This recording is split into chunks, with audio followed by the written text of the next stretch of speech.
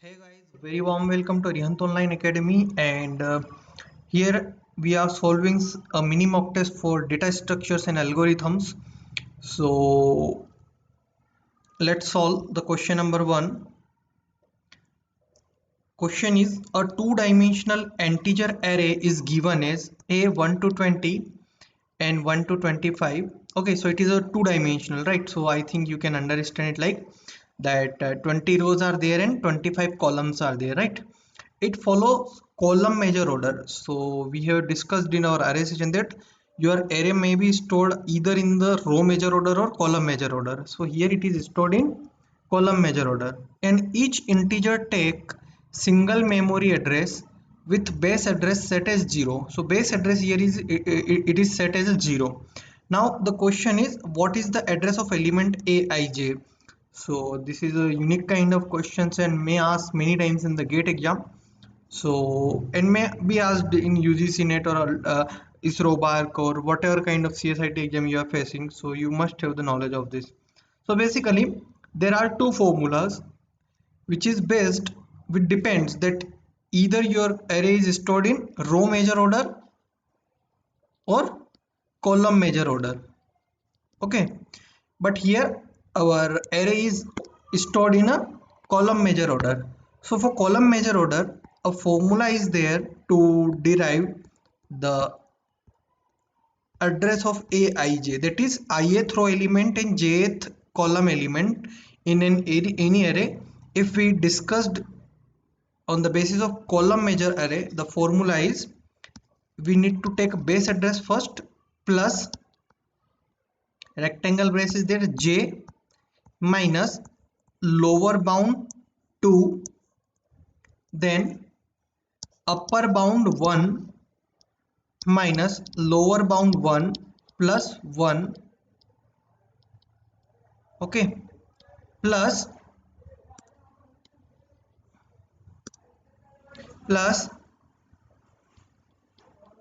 I minus lower bound 1 multiply with c, where c is nothing but size of each element in the array, and by default integer values can be taken as a 1 byte. So we will assume that c here, value of c is 1. Base address already given that it is set as a 0, so it is a 0. So let's calculate 0 plus j, that is we are talking in terms of column, minus lower bound 2. So here it is a lower bound 1, it is upper bound 1, it is lower bound 2, and it is upper bound 2.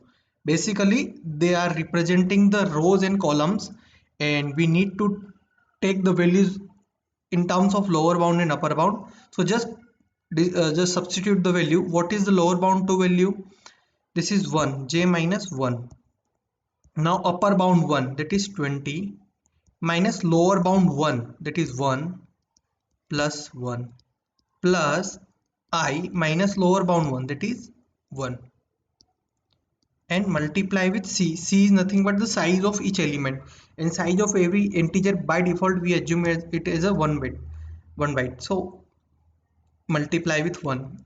Now just calculate it. J minus 1 multiply with 20 minus 1 plus 1, so it is nothing but 20 itself, plus I minus 1, and multiply 1, multiply with 1, the whole brace, the whole this rectangle brace is multiplied with 1, so it doesn't have any impact on that. Now multiply 20j, after multiplying I will get 20j minus 20 plus I and minus 1. So it will eventually lead my value as I plus 20j, this is I plus 20j minus 20 minus 1, that is minus 21.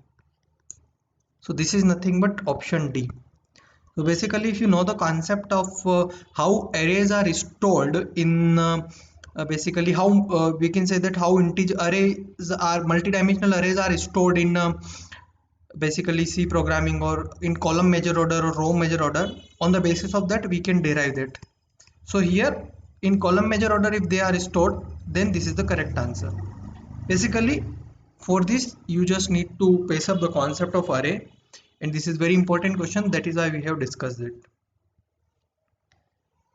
The next question here, you can also make a note if you want to make here explanation. I have also made a unique explanation for you, so you can also note that,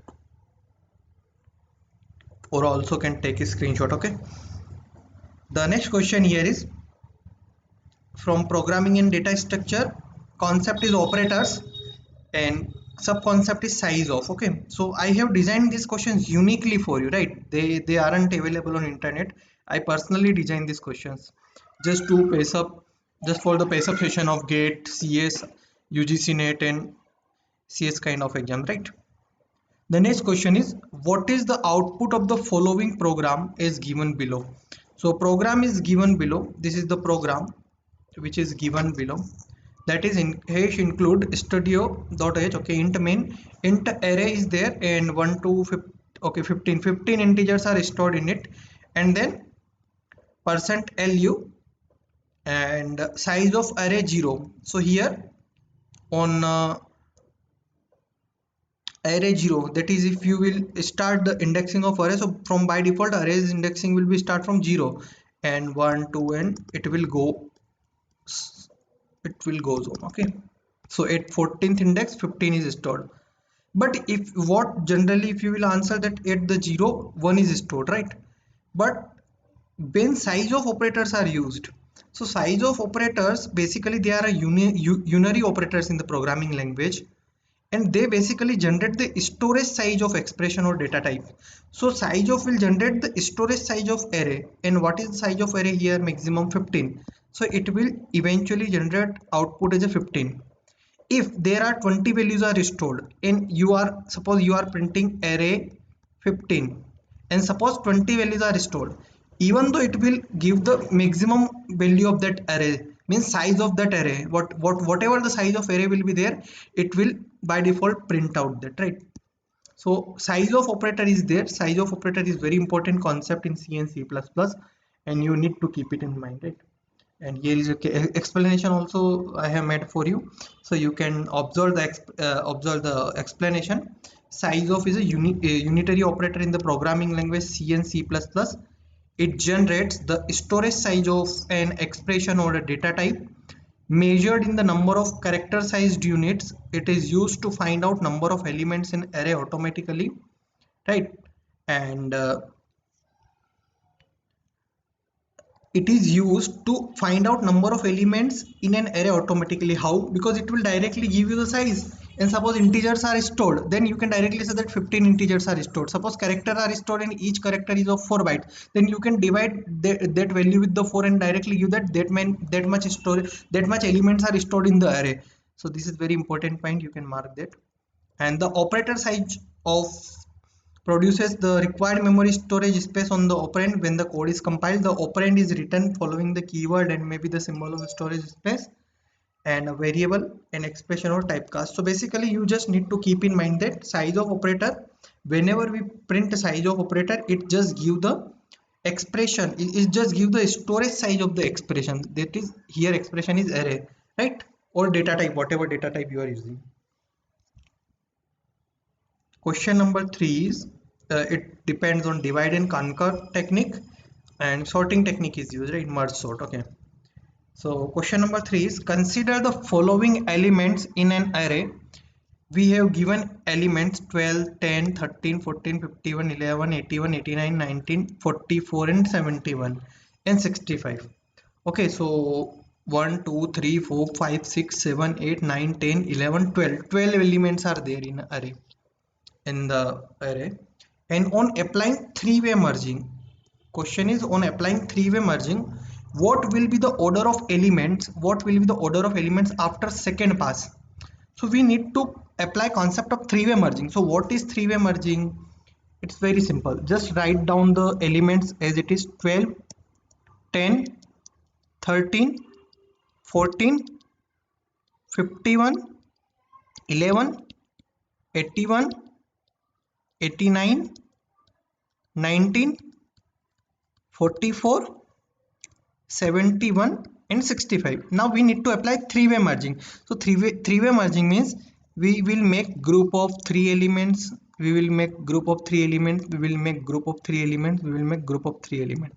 And three-way merging means we will merge this one, and this one at this palace, and this one at this palace, because it is last element na? So we will place these elements here. Now if I will sort out, then this in three-way merging, the first three element will be sorted like 10, 12, 13, because we are applying three-way merging.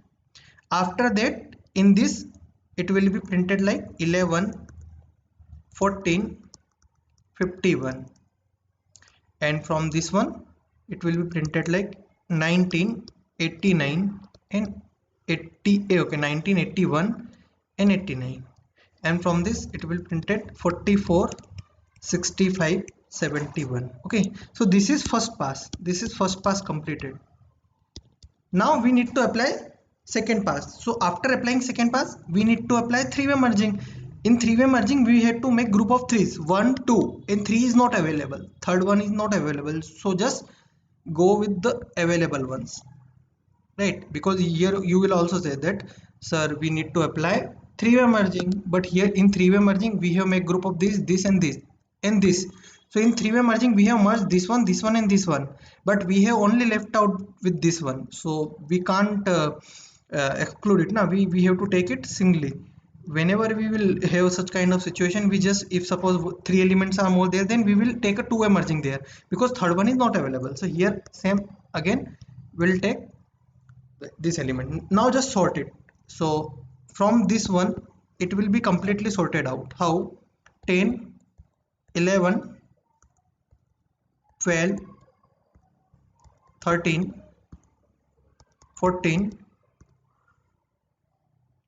then 19, because we are applying three-way merging, so it will be sort elements as well. 51, 81, 89. Okay, and now it is already sorted, so it will be placed as it is in this one, 44, 65 and 71. So this is the second pass, and we have asked that what will be the order of elements after second pass. So this is the order of elements after second pass. Now just go with the option. Option A, 10, 11, 12, 13, 14, 19, 51, 81, 89, 44, 65, 71. Option A is the correct answer. Here is the explanation. If you want to take a screenshot, you can take. And I hope the explanation which I have derived with you are clear to you. Now question number 4. It depends on tree traversal technique, very important topic for any computer science exam, because at least 1 to 2 question you will find from the concept of trees or graph. So here tree concept is there. Question is, for a binary search tree, we are talking about BST, very important concept under trees. Pre-order traversal sequence is given as follows. Pre-order traversal sequence, it is given. Okay, it is a pre-order traversal given to us. Pre-order traversal is given to us, and question is, what would be the correct post-order traversal sequence for the same binary search tree? We need to find post traversal order. So you all know that if pre-order traversal is given, that then we need in order as well, because in order will make decide that which element will be the on which side of the root element, and pre-order will decide the root element of each sequence.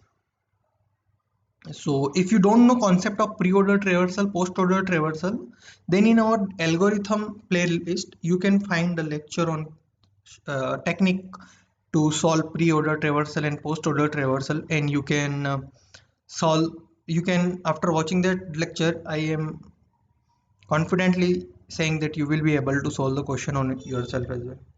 Now just coming up to the question, we need to find in order. As you know, for the concept BST, in order traversal is nothing but the simple sorting order. Simple ascending order in the BST is called as in order. So simply ascending order is nothing but 10. It is the smallest element, na? So what is our in order sequence for this BST? In order sequence will be 10, comma 11.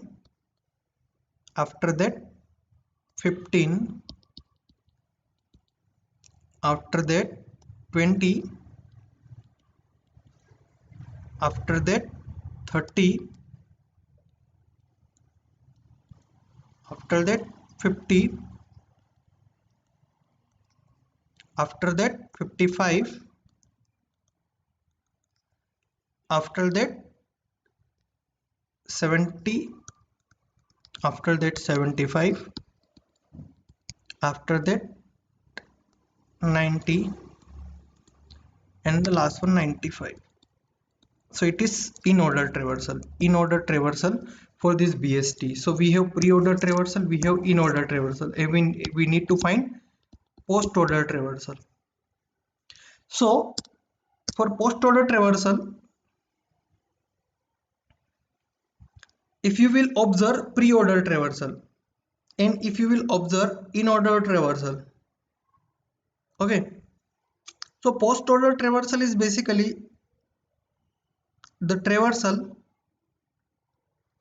which will give you element in sequence, like, let me solve it here. If in order is given to us now, okay, for post order traversal, what is the best way to solve? With the help of pre-order traversal and in order traversal, let make the tree, let make the tree. BST, I am making BST for you.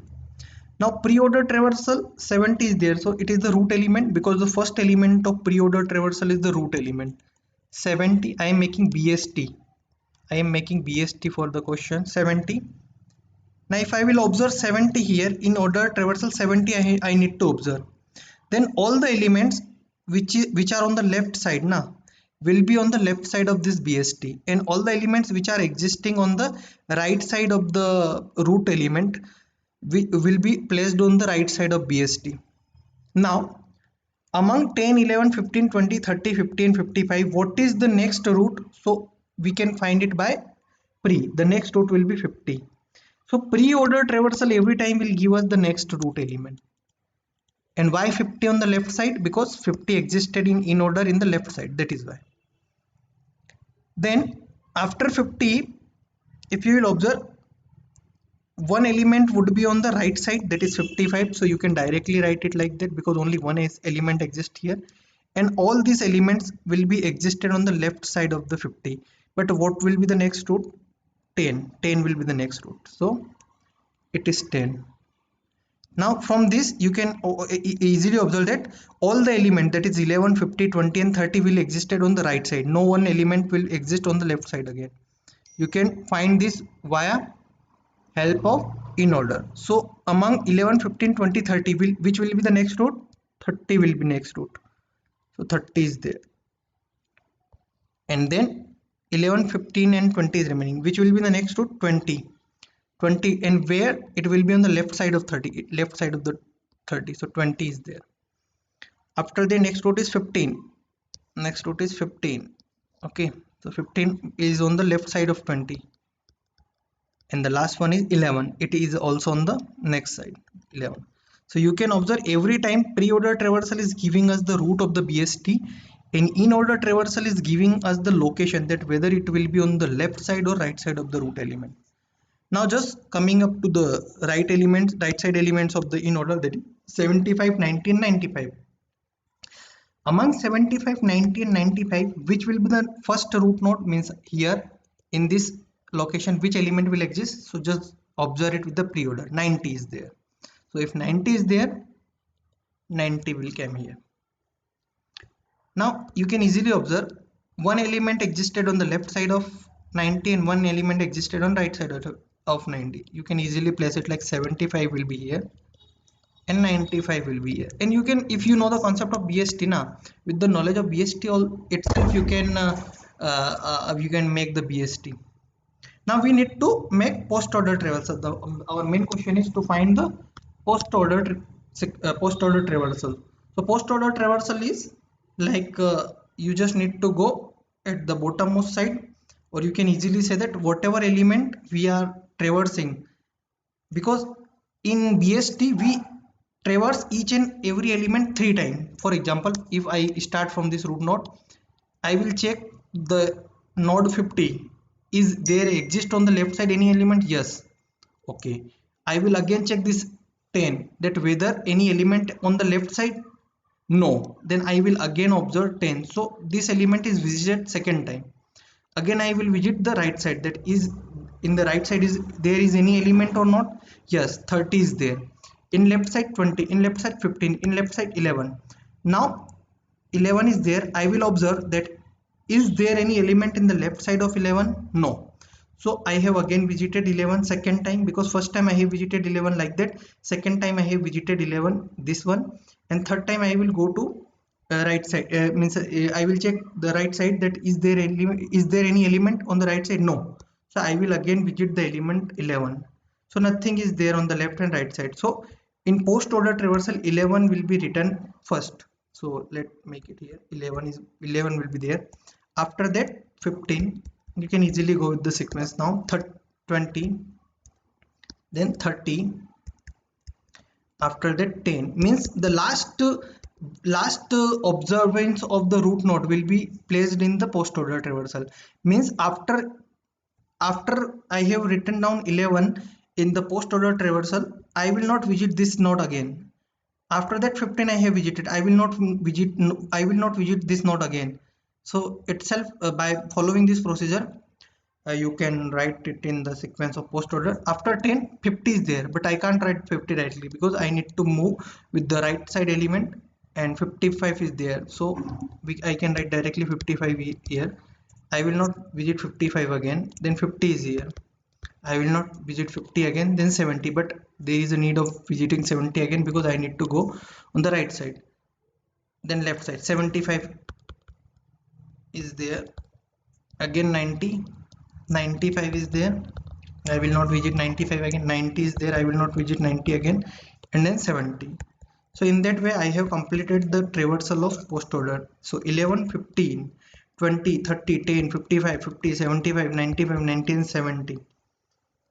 So option B is the correct answer. I hope the method is clear to you. Whenever BST is given to you, either they can give you post order traversal, so you can just write in order, because simple ascending order of the elements are the in order elements in the BST. On the basis of that you can make BST, and from the BST you can easily observe either pre-order traversal or post order traversal, right?